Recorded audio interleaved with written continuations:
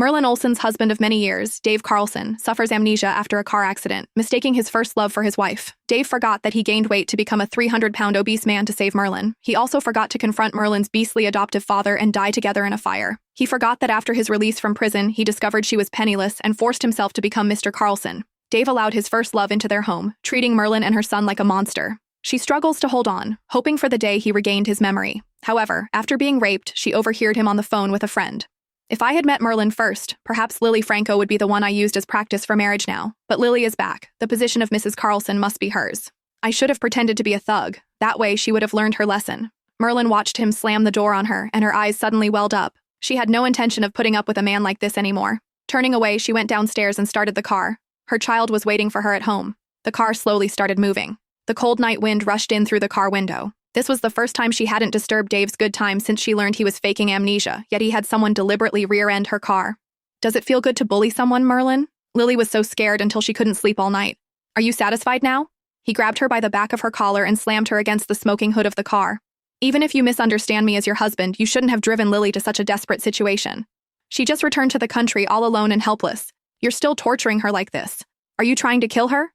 Human life matters most. How can you be so cruel and shameless? The hood of the car sizzled against her cheek, but Merlin seemed oblivious to the pain. Who had been the one being mocked from beginning to end?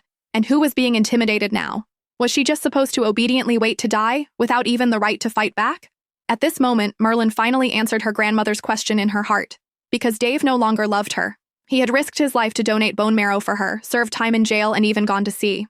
Before overhearing the phone call, she foolishly chose to believe him. She believed he had only lost his memory in a car accident and mistaken Lily for her, which was why his feelings, and his treatment of her and their son, had changed so drastically. Merlin never dared to dream that the amnesia was fake, the love was fake, and even the marriage was just a tool to use her as a practice subject. The man who spoke gently even to the waitress, whose manners were ingrained in his bones, actually disguised himself as a thug and raped her to force her to leave.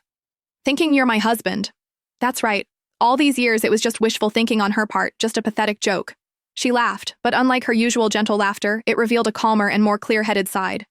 Stop pretending to have amnesia, Dave. It's pointless. I'll only ask one question. Have you ever, even for a moment, truly liked me? Dave showed no embarrassment at being exposed, nor did he try to distance himself from her as before. Instead, he smiled slightly, carefree and unrestrained, indescribably handsome. In all these years, she had never seen him smile with such youthful energy, while Lily, with just her appearance, effortlessly possessed a tenderness she could never attain in her entire life. Her eyes instantly reddened, and she hastily lowered her head, burying her tears in her clothes. Answer me. She lowered her head, watching the gradually falling rain, stubbornly wanting an answer.